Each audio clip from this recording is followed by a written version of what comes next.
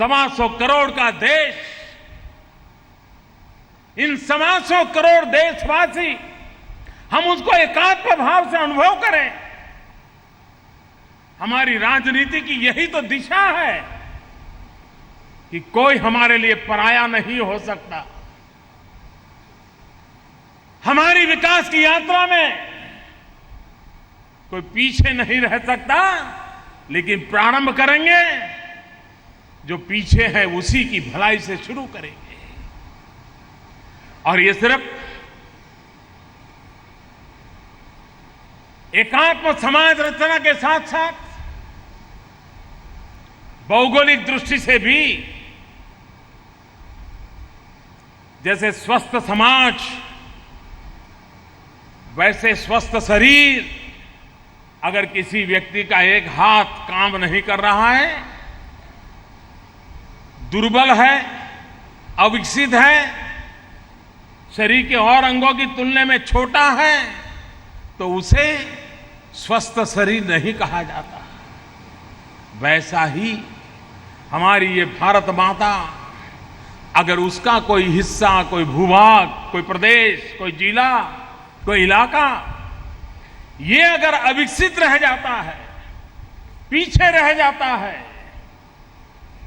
तो फिर हमारी भारत माता का विकास भी तो स्वस्थ नहीं होता है।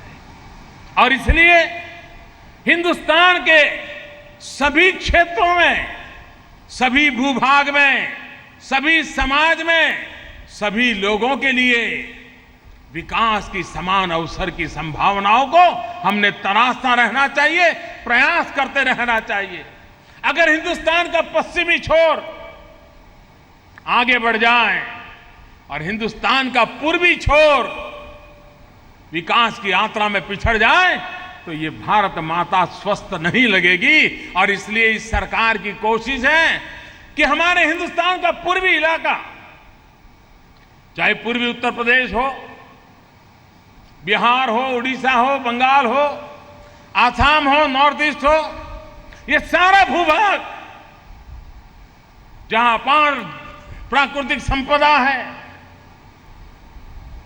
तेजस्वी ओजस्वी जन सामान्य का जनसागर है, हम ऐसे देश को आगे बढ़ाएं ताकि जैसे हिंदुस्तान के पश्चिमी छोर में आर्थिक गतिविधि नजर आ रही है, वैसी ही आर्थिक गतिविधि हिंदुस्तान के पूर्वी छोर पर भी नजर आ जाए। और यही तो एकात्म भाव है, वही तो एकात्म दर्शन की अनुभूति का परिणाम है। और इसलिए आज हम जहां शासन की व्यवस्था में बैठे हैं, हमारी हर कोशिश ये होनी चाहिए और कोशिश रहेगी कि हम असंतुलन को कैसे कम करें, संतुलित विकास यात्रा को हम कैसे आगे बढ़ाएं, और उस पर हम बल देते हुए किस प्रकार से हम आगे दिशा में करना चाहते हैं। कभी कभी हम लोग प्राकृतिक असंतुलन के संबंध में भी इन दिनों काफी चिंतित नजर आते हैं। पूरा विश्व ग्लोबल वार्मिंग, क्लाइमेट चेंज, इससे परेशान नजर आता है। हमारे यहां भी बारिश का टाइम टेबल गड़बड़ हो जाए, बारिश कम अधिक हो जाए, तो सामान्य मानवी भी कहने लगा है कि भाई प्रकृति रुट गई है, प्रकृति में बदलाव आ गया है। दुनिया आज ग्लोबल वार्मिंग की चिंता और चर्चा करती है। पंडित दीनदयाल उपाध्याय जी ने विकास की अवधारणा की जब चर्चा की, तो उस समय उन्होंने कहा था, और वो कहते थे, प्राकृतिक संसाधनों का हमें उतना ही दोहन करना चाहिए जिसके लिए वे सक्षम हो। अगर वही नष्ट हो जाए और हम दोहन करते रहेंगे तो पूरा प्रकृति का चक्र ही नष्ट हो जाएगा। पंडित दीनदयाल उपाध्याय जी ने कहा, उसके बाद बरसों बीत गए। बड़ी देर से दुनिया को ध्यान आया कि अनाप शनाप स्वसुख के लिए हम समष्टि का विनाश कर रहे हैं, ये हमारे ही विनाश का कारण बनने वाला है। आज पूरी दुनिया एक बात की मशक्कत कर रही है कि 2 डिग्री टेम्परेचर बढ़ने से कैसे रोका जाए। जो है उसको कम करने वाली बात अभी नहीं है। अभी तो जो बढ़ने वाला है उसमें 2 डिग्री कम बढ़े टेम्परेचर, इसके लिए COP21 हुआ पेरिस में। एक लंबे समय तक ये छवि थी कि भारत तो इसमें अड़ंगे डालता है, भारत इन चीजों में रुकावट डालता है। पहली बार दुनिया ने देखा कि पेरिस में दुनिया के देश जब मिले थे और पर्यावरण की चर्चा कर रहे थे, COP21 के अंदर जब निर्णय होना था, सारे विश्व ने कहा कि भारत ने बहुत ही अग्रिम और सकारात्मक भूमिका निभाई और दुनिया को ग्लोबल वार्मिंग से बचाने में भारत अग्रदूत बना है। यही तो पंडित दीनदयाल उपाध्याय जी के विचार थे, जिसको साकार करने का प्रयास COP21 हो, अंतर्राष्ट्रीय समूह मिलाओ और भारत की पुरानी छवि अलग हो, तब भी जाकर के हिम्मत के साथ COP21 के अंदर भारत नेतृत्व की भूमिका अदा करे। और हम जानते हैं अगर 2 डिग्री टेम्परेचर बढ़ने की संभावना बढ़ गई तो दुनिया के कई देश, वैज्ञानिकों का कहना है कि समुद्री तट के देश, उनके लिए बहुत बड़ा जीवन मरण का संकट पैदा हो जाएगा। तब तो हमारा केरल भी अछूता नहीं रह सकता, हमारे समुद्र तट के शहर अछूते नहीं रह सकते। तब हम सबकी जिम्मेवारी बनती है कि अभी से उस संकट को बचाया जाए। और आज 25 सितंबर पंडित दीनदयाल उपाध्याय की जन्मशती का अवसर है। उस समय मैं बड़े गर्व के साथ कहना चाहता हूं कि पंडित जी ने हमें जो मार्ग दिखाया, पर्यावरण की रक्षा के प्रति जागरूक किया, प्राकृतिक संसाधनों का अमर्याद उपयोग से हमें चेताया। अब जब COP21 में दुनिया के सभी देशों ने जो निर्णय किए, उसके अंदर एक काम बाकी है, उसका रेटिफिकेशन होना है। भारत ने भी वो रेटिफिकेशन करना है। भारत ने, हमने उसके लिए जो आवश्यक है कि हम 2030 तक क्या करेंगे, कैसा करेंगे, इसके सारी बातें हमने पेरिस में बताई थी। लेकिन अब वक्त आया है रेटिफिकेशन का, और जब दुनिया के 55 देश उसको रेटिफाई करेंगे तब जाकर के ये लागू होने वाला है। आज मैं 25 सितंबर पंडित दीनदयाल उपाध्याय की जन्मशती पर पूरे विश्व के सामने घोषणा करना चाहता हूं कि 2 अक्टूबर, एक सप्ताह के बाद, महात्मा गांधी की जन्म जयंती पर भारत COP21 के जो निर्णय किए गए हैं, जिसमें भारत ने अपनी जो जिम्मेवारी उठाने का फैसला किया है, उसको हम 2 अक्टूबर को रेटिफाई करेंगे। क्योंकि महात्मा गांधी का जीवन मिनिमम कार्बन फुटप्रिंट वाला जीवन था। उससे बड़ा दुनिया के लिए प्रकृति के साथ संवाद होने वाला जीवन क्या हो सकता है? शायद महात्मा गांधी से बढ़कर के कोई उदाहरण नहीं हो सकता है। और इसलिए 2 अक्टूबर को भारत सरकार, भारत के 125 करोड़ देशवासी COP21 में जो निर्णय हुए हैं, उन निर्णयों को लागू करने की दिशा में रेटिफिकेशन का अपना काम हम 2 अक्टूबर को कर लेंगे। लेकिन आज एक ऐसा अवसर है कि मुझे इसकी घोषणा आज यहां करना उचित लगता है। पंडित दीनदयाल उपाध्याय जी की जन्मशती सरकारी स्तर पर भी मनाई जाएगी। भारत सरकार भी पंडित दीनदयाल उपाध्याय की जन्मशती मनाने के लिए कमेटी बनाई है। सरकार की तरफ से अनेक योजनाएं आने वाले दिनों में बनेगी। आपके मन में भी कुछ सुझाव हो तो आप भी जरूर हमें पहुंचाइए। लेकिन जैसा पंडित जी का चिंतन था, उस चिंतन के आधार पर गरीब कल्याण, उसी को हम केंद्र में रख करके गरीब कल्याण के जो काम है, उन कामों को गति कैसे मिले, उन कामों का व्याप कैसे बढ़े और देश का गरीब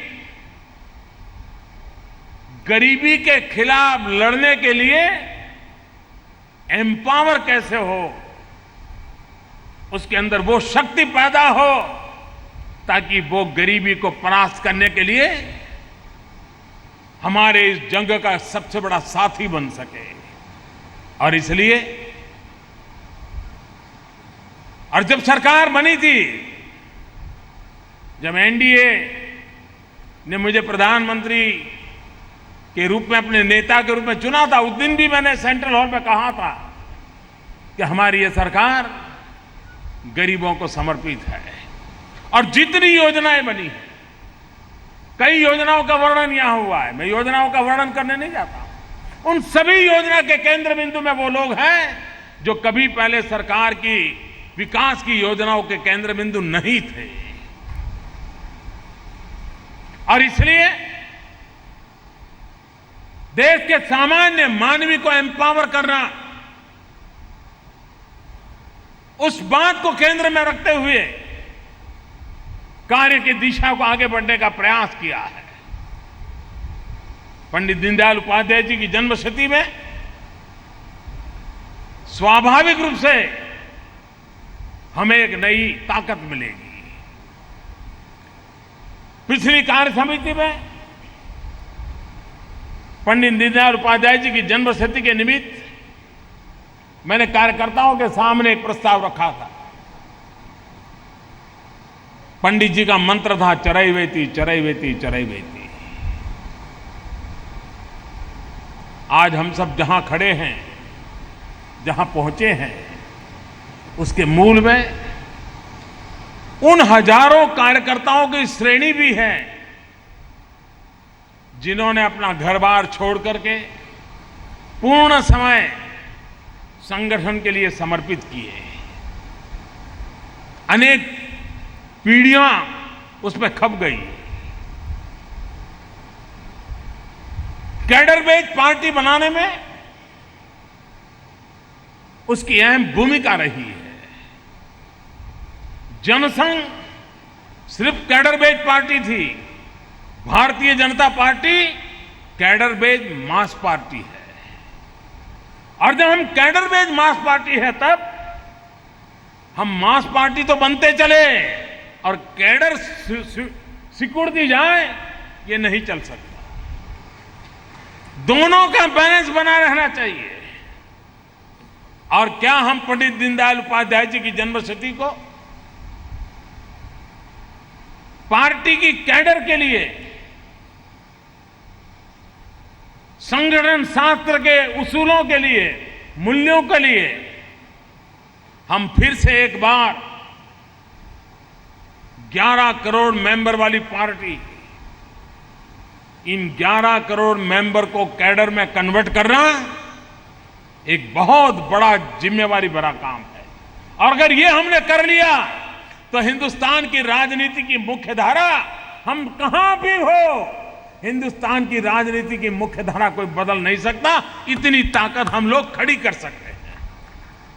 और वो मुख्य धारा जो हिंदुस्तान की जड़ों से जुड़ी हुई हो, भारत की महान उज्जवल परंपराओं के रसकस से पनपती हो, ऐसी राजनीति की मुख्य धारा हम प्रस्तावित कर सकते हैं। और इसलिए मैंने आग्रह किया था इस एक वर्ष के लिए हम समय देने के लिए आगे आए। पार्टी जहां कहे, जो कहे जाएंगे, जिस अवस्था में रहना पड़ा रहेंगे।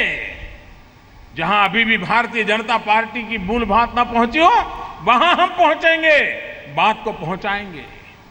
आज जो रूप बना है उसका मूल कारण ऐसे अनेक लोग थे जिन्होंने अपना राजनीतिक इरादा नहीं था, सिर्फ संगठन शास्त्र का इरादा था।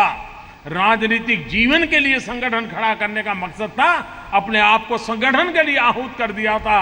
आने वाले समय में ऐसे कितने संगठन के कार्यकर्ता हम निकाल सकते हैं, विस्तार के लिए हम कितने लोगों को निकाल सकते हैं। कोई 6 महीने के लिए जाए, कोई साल के लिए जाए, कोई 2.5 साल के लिए निकले, लेकिन हमें एक बहुत बड़ी नई परंपरा, और यह भी पंडित दीनदयाल जी की प्रेरणा से होना चाहिए। उससे बड़ी कोई प्रेरणा नहीं हो सकती। और पंडित जी का जो मंत्र था, चरैवेति चरैवेति चरैवेति, चलते रहो। अभी भी हमें देश में बहुत कुछ करना बाकी है।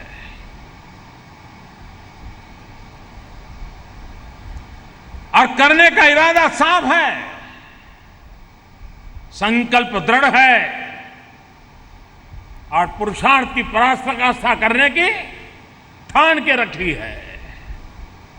और इसलिए भाइयों बहनों, भारतीय जनसंघ दीपक के प्रकाश से चला था।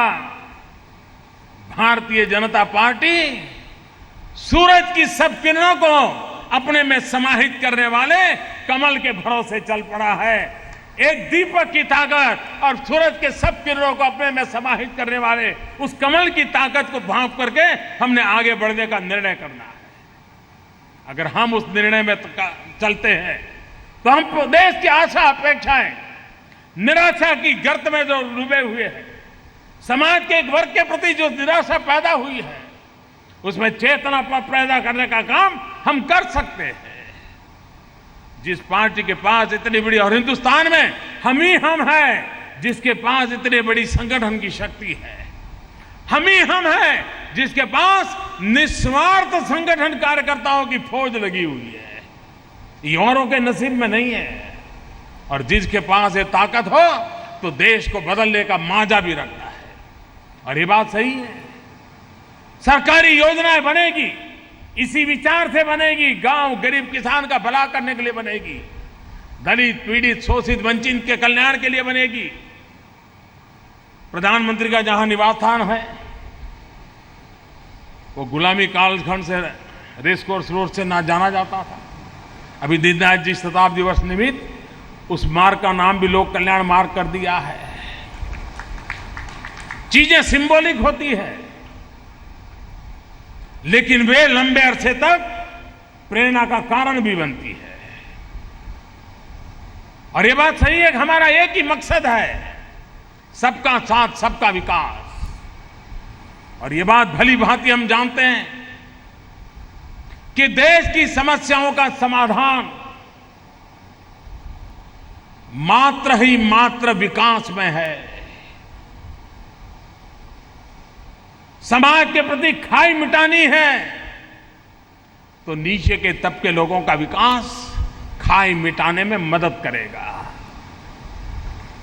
नौजवानों की ऊर्जा का उपयोग करना है तो विकास ही है जो ऊर्जा को चैनलाइज कर पाएगी। और इसलिए हम सबके लिए आवश्यक है कि हम पंडित दीनदयाल उपाध्याय जी के जीवन को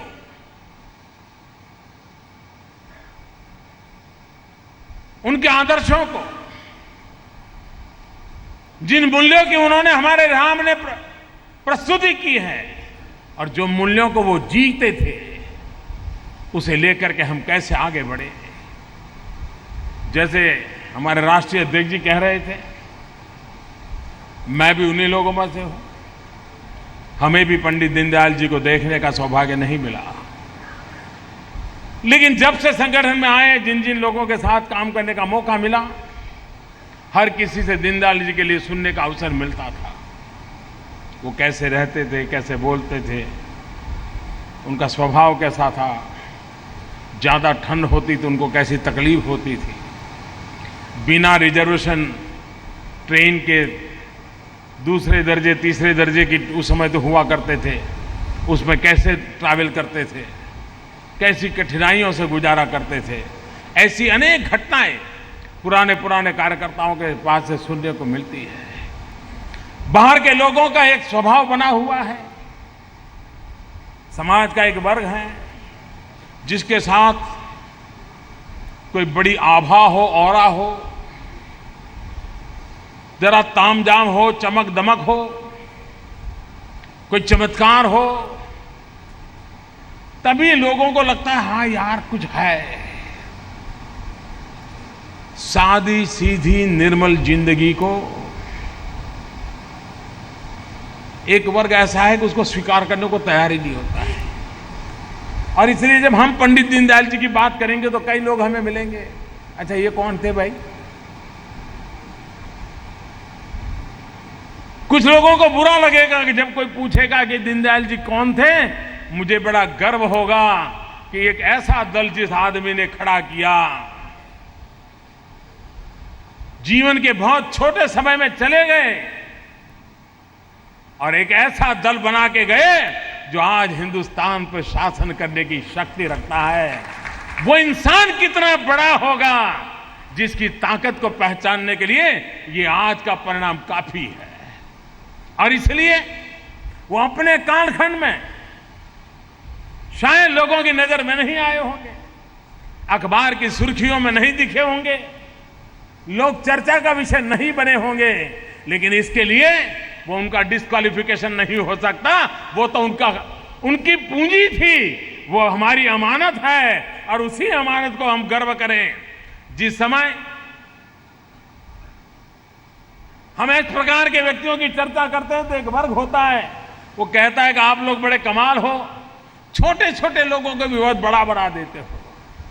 मैंने ऐसे लोगों को एक बार कहा था कि जिनको आप छोटे मानते हो वो छोटे नहीं होते हैं, पर तुम्हारा मन इतना छोटा है कि छोटी चीजों को देखने का सामर्थ्य तुम खो चुके हो, लेकिन उसके अंदर जो विराट पड़ा हुआ है वो विराट का सर्जन भी कर सकता है और उस विराट का सर्जन आज हम देख रहे हैं। कल तक जिन्होंने स्वीकार नहीं किया था, हां जो रत्न को पहचानते हैं कर देते थे। आपने फिल्म में देखा श्यामा प्रसाद मुखर्जी ने कहा था कि मेरे पास अगर 2 दीनदयाल हो, 2, तो मैं हिंदुस्तान की राजनीति की सूरत बदल सकता हूं। कैसा अजोड़ व्यक्तित्व होगा जिसका हम अंदाज लगा सकते हैं। आर्थिक नीतियों पर उनका गहन चिंतन था। उस समय आज से 50 साल पहले उन्होंने कहा था कि आर्थिक दिशा में सोचा जा रहा है, आर्थिक योजनाएं बन रही हैं, नीतियां घोषित हो रही हैं, लेकिन दुर्भाग्य है कि तामझाम वाली दिखने वाली अर्थव्यवस्थाओं में कहीं हिंदुस्तान नजर नहीं आता है, भारत की जड़ों से जुड़ा हुआ नहीं है। ये अर्थरचना काम नहीं करेगी